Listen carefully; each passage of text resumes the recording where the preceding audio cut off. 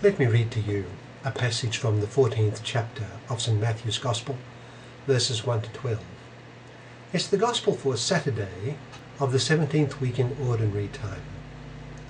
St. Matthew writes, "At that time Herod the Tetrarch heard the reports about Jesus, and he said to his attendants, 'This is John the Baptist. He has risen from the dead. That is why miraculous powers are at work in him.'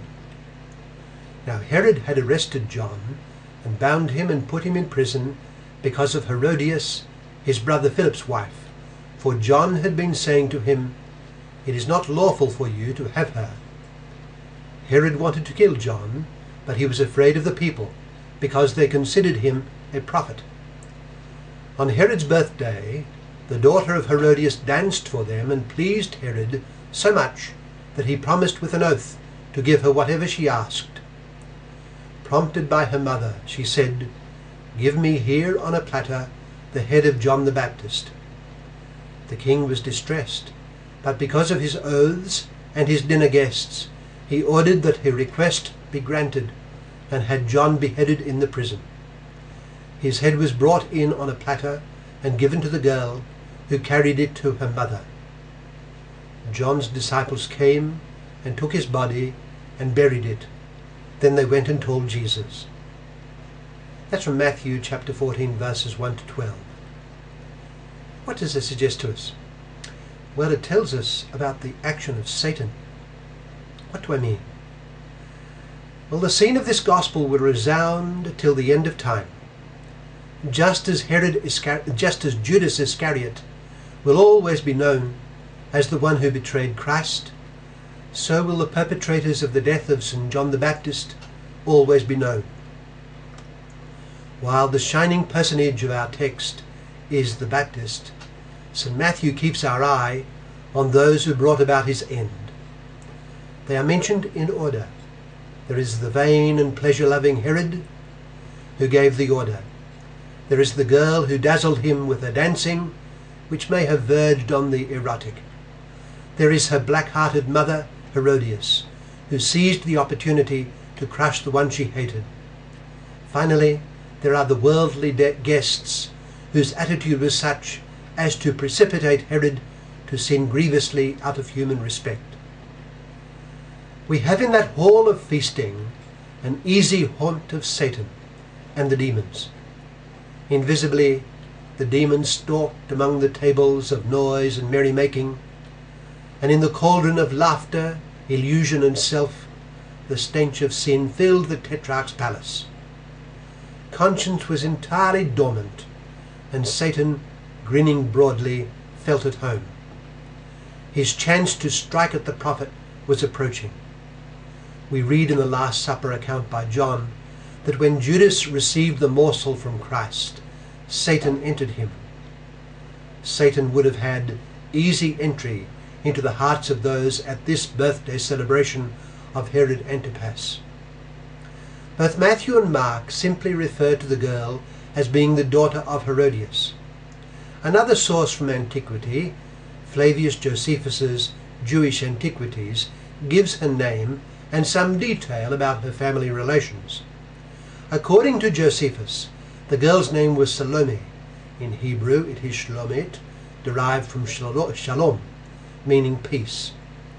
Josephus informs us that Herodias, the girl's mother, was born of Mariam, the daughter of Simon the high priest and the third wife of Herod the Great. Herodias was exceedingly beautiful, and she married the brother of Herod, and from him had a daughter, Salome.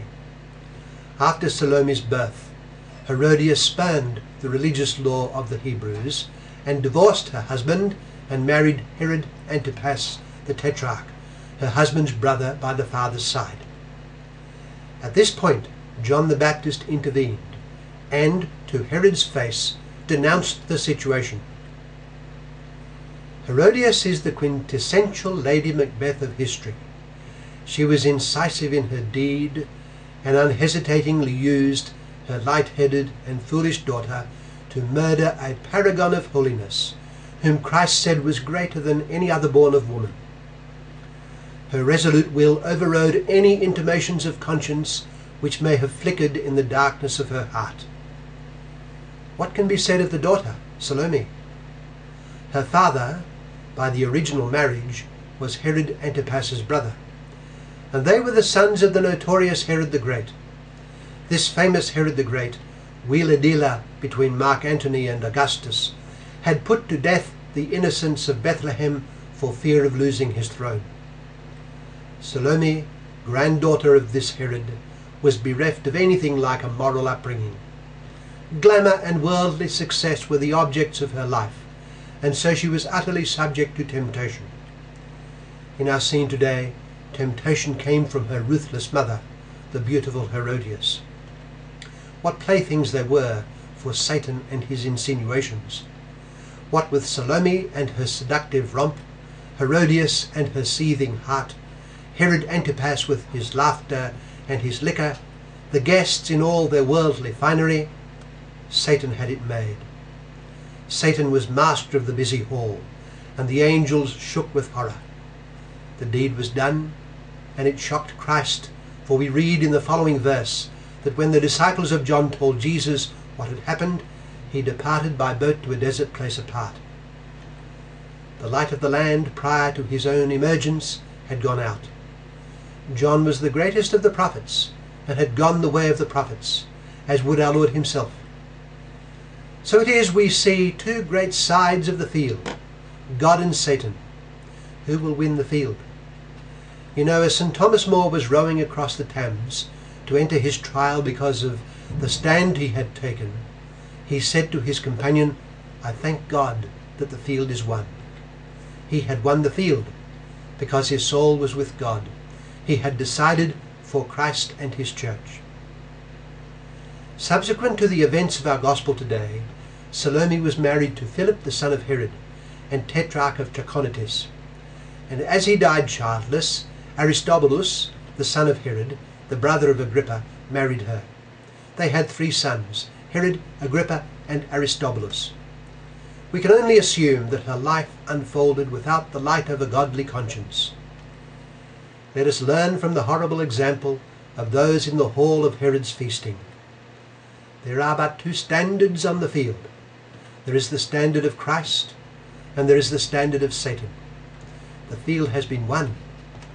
So let us take our stand with Christ and bring that victory to the world of our everyday life.